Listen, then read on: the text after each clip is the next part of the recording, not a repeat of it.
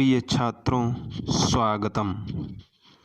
आज हम संस्कृत अनुवाद का प्रथम भाग जानेंगे कि शब्द रूप और कारक चिन्ह का प्रयोग कहाँ और कैसे होता है।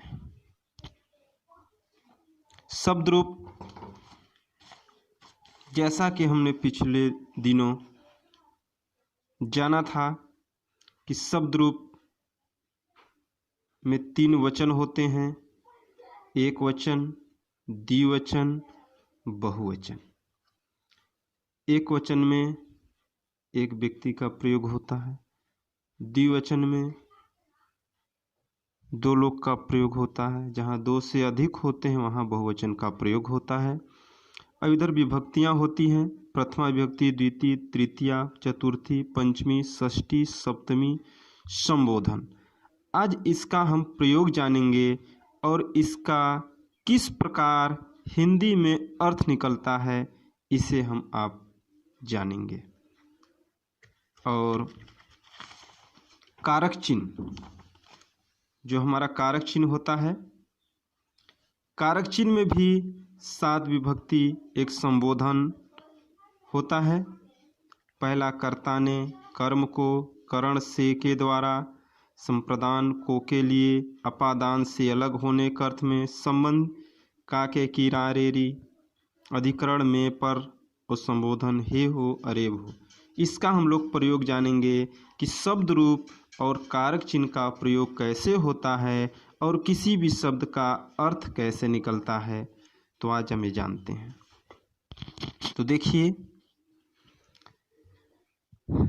जैसे प्रथमा विभक्ति शब्द रूप में होता है, हम एक वचन अभी लिखे हैं, अभी द्विवचन बहुवचन नहीं लिखे हैं, सिर्फ एक वचन का भी जानिए। इसके बाद द्विवचन और बहुवचन आप अपने आप जान जाएंगे। एक वचन लिखे राम, प्रथमा विभक्ति। उसी प्रकार कारक में भी प्रथमा विभक्ति का चिन्ह होता है ने।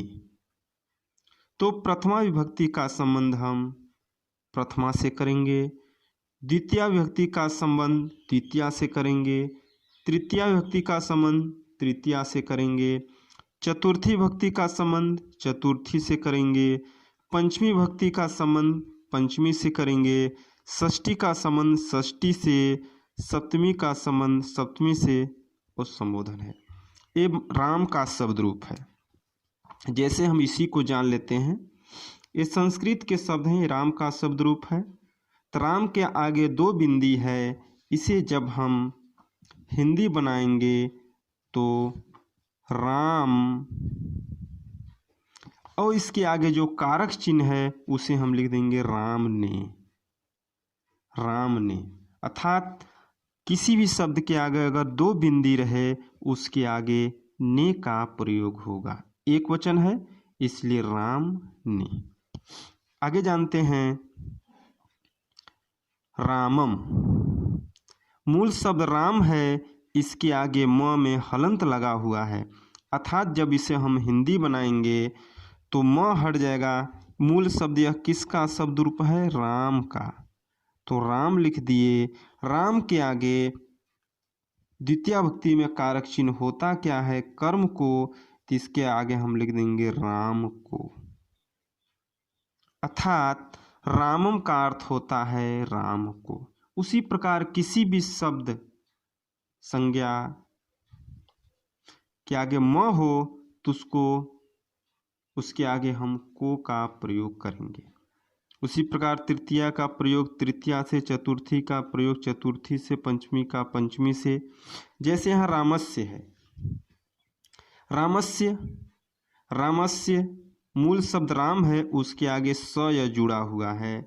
यहाँ का है, के है, की है। तो रामस का अर्थ हो जाएगा राम का भी हो सकता है, राम के भी हो सकता है, स्त्रीलिंग है तो भाई राम की भी हो सकता है। रा रेरी का प्रयोग अस्मद और युष्मद में प्रयोग किया जाता है, तो उसे हम आगे जानेंगे। उसी प्रकार यहाँ जैसे रामात है तो रामात का अर्थ होगा राम से देखिए जो दो जगह प्रयोग किया जाता है, एक है करण से, एक है अपादान से। इससे का अर्थ होता है जुड़ना और पंचमी विभक्ति का से का अर्थ होता है अलग होना। जैसे हम यहाँ पर लिखेंगे कलम से लिखते हैं, कलम से लिखते हैं तो कलम से यहाँ लिख रहे हैं, जुड़े हुए हैं, अलग नहीं है, इसलिए कलम से में तृतीया भक्ति का प्रयोग होगा। और जहाँ पे अलग होने का अर्थ में रहेगा ये वह विद्यालय से घर जाता है, यानी विद्यालय से अलग हो रहा है, इसलिए विद्यालय में यहाँ पंचमी भक्ति का प्रयोग होगा। आगे हम जानते हैं, जैसे हमने लिख दिया यहाँ कलमेड़, ये संस्कृत का शब्द है। अब इसका हम जानेंगे हिंदी में अर्थ कि हिंदी में क्या होता है। तो इस प्रकार हम इसमें शब्द रूप में जानेंगे। अभी एक वचन में ही हम चल रहे हैं, अभी द्विवचन बाकी है, बहुवचन बाकी है, उसे भी हम जानेंगे। कलमेड़ हो गया, तो देखेंगे किस विभक्ति में का है शब्द, किस विभक्ति का है। तो देखेंगे जिस प्रकार जैसे राम, आगे दो बिंदी नहीं है, म नहीं है, अड़ है, अर्थात हम समझ गए तृतीया भक्ति एक वचन है। तृतीया भक्ति एक वचन है तो मूल शब्द क्या है इसका, कलम है, तो यहाँ लिखती है कलम। अब देखिए एक वचन है तो एक वचन हम बनाए, यहाँ द्विवचन रहता द्विवचन बनाते, बहुवचन रहता तो बहुवचन बनाते। तो एक वचन लिख दिए कलम। अब इसका देखेंगे तृतीया भक्ति में कौन सा कारक होता है, करण कारक होता है, इसका कारक चिन्ह क्या होता है, से। तो यहाँ हम लिख दिए कलम से, अर्थात कलमेड़ का अर्थ होगा कलम से। उसी प्रकार से और आगे हम लिख देते हैं विद्यालय से,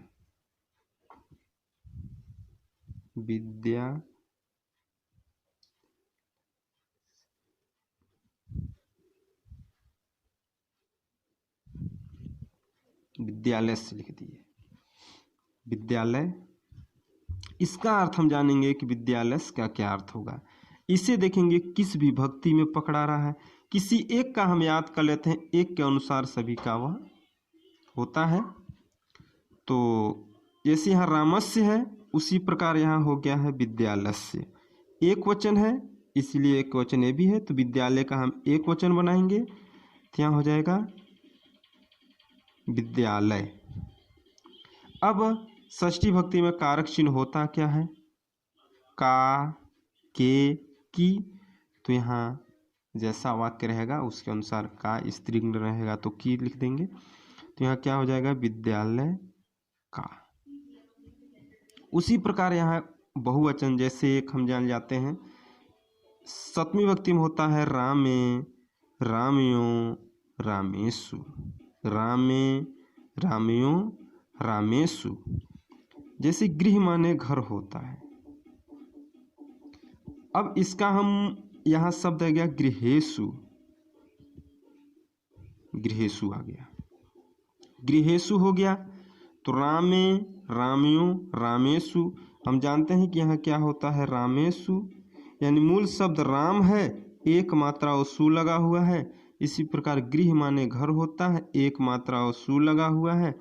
इसका मतलब हम समझ गए सप्तमी भक्ति बहुवचन है, सप्तमी भक्ति बहुवचन है। गृह का अर्थ होता है घर, लेकिन यहाँ बहुवचन है इसीलिए हम इसका पहले बहुवचन, तो घर का बहुवचन, घर एक वचन है, दो घर होता तो द्विवचन का प्रयोग करते, लेकिन यहाँ गृहेशु बहुवचन है इसलिए घर का बहुवचन घरों, यहाँ घरों लिख दिए।